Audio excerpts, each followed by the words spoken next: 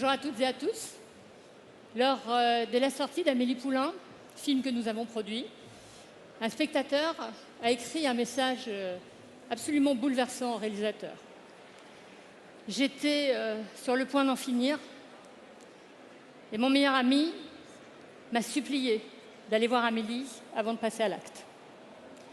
Après le film, j'ai décidé que la vie valait finalement la peine d'être vécue.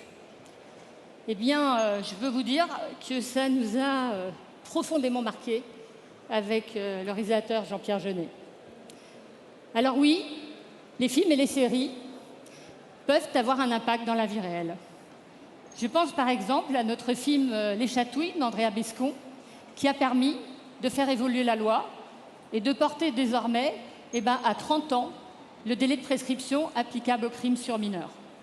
Je pense aussi aux manifestations massives contre les violences faites aux femmes qui ont lieu juste après la diffusion de la fiction produite par IGC sur Jacqueline Sauvage. Vous savez, cette femme qui avait tué son mari après avoir subi de très longues années de violences conjugales.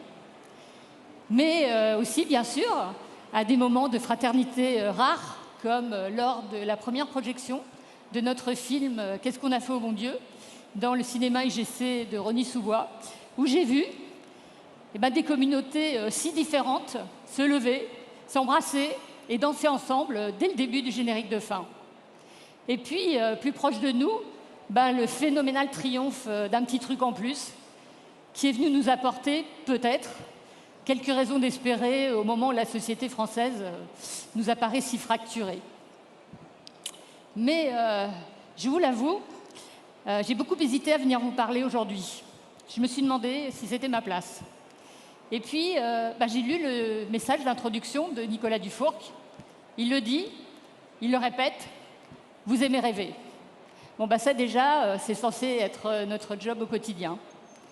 Et puis il ajoute, il ne tiendra qu'à nous de canaliser cette énergie vers la construction d'un monde meilleur, moins violent, plus équitable, plus ouvert, cultivé, tolérant, aimant la nuance. Eh bien moi, dans ces mots, j'ai reconnu tout ce en quoi je crois, ce pourquoi je me lève le matin pour aller bosser. J'en ai toujours été absolument convaincue.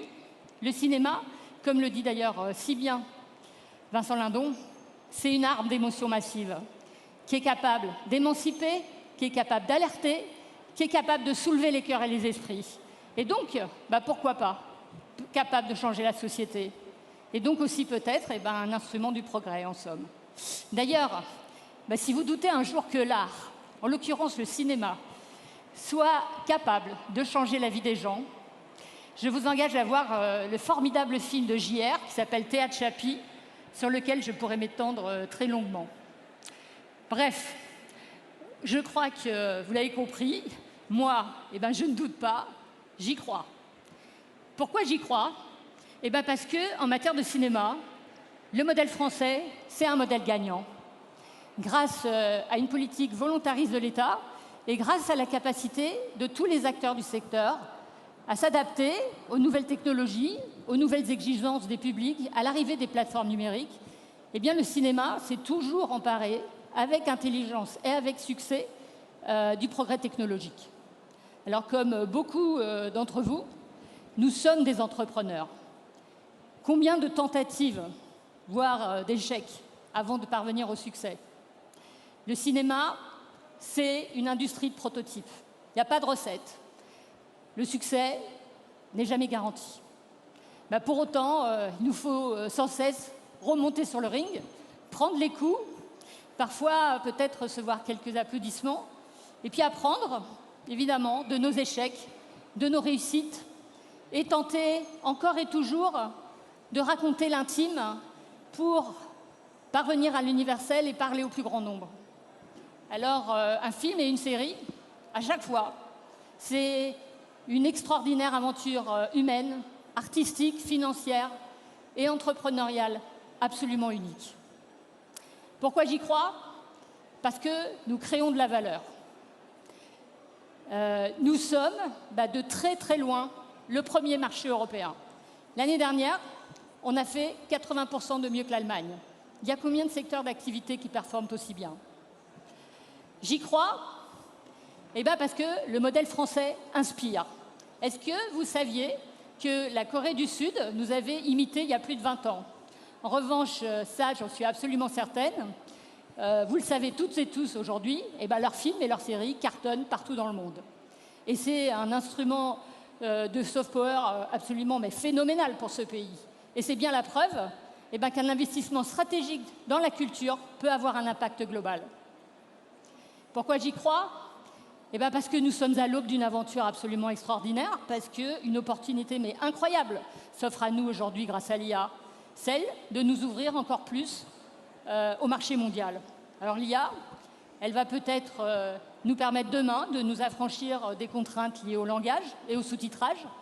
Elle va nous permettre aussi d'embrasser peut-être tous les genres de cinéma, et notamment ceux qui semblent réservés aujourd'hui au cinéma anglo-saxon, qui peut se permettre d'amortir ces films sur un marché mondial. Alors je pense par exemple à la science-fiction, à l'heroic fantasy, aux films de guerre, bref, tout ce sur quoi aujourd'hui nous nous aventurons trop timidement.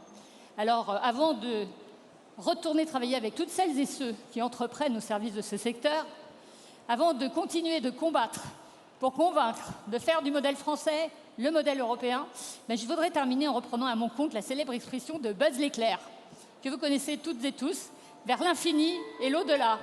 Eh bien oui, le cinéma français a tous les atouts pour se projeter vers cet infini. C'est un modèle dont nous pouvons être fiers, qui permet à nos talents, à nos histoires, à nos valeurs de rayonner partout dans le monde. Et c'est une vraie alternative aux imaginaires portés par les plus grandes puissances mondiales. Alors, continuons de défendre ce qui fait la France. Il y a 3 mots qui sont magiques: liberté, égalité, fraternité. La liberté, parce que nous permettons à tous les créateurs de s'exprimer, et notamment ceux qui sont persécutés et empêchés dans leur pays. L'égalité, parce que nous rendons possible une vraie éclosion de talents, d'œuvres et de genres. Et la fraternité, parce que, par nature, le cinéma, c'est un art populaire dont s'emparent tous les citoyens, qui nous permet de vivre ensemble en faisant de la richesse de l'autre une énergie inépuisable.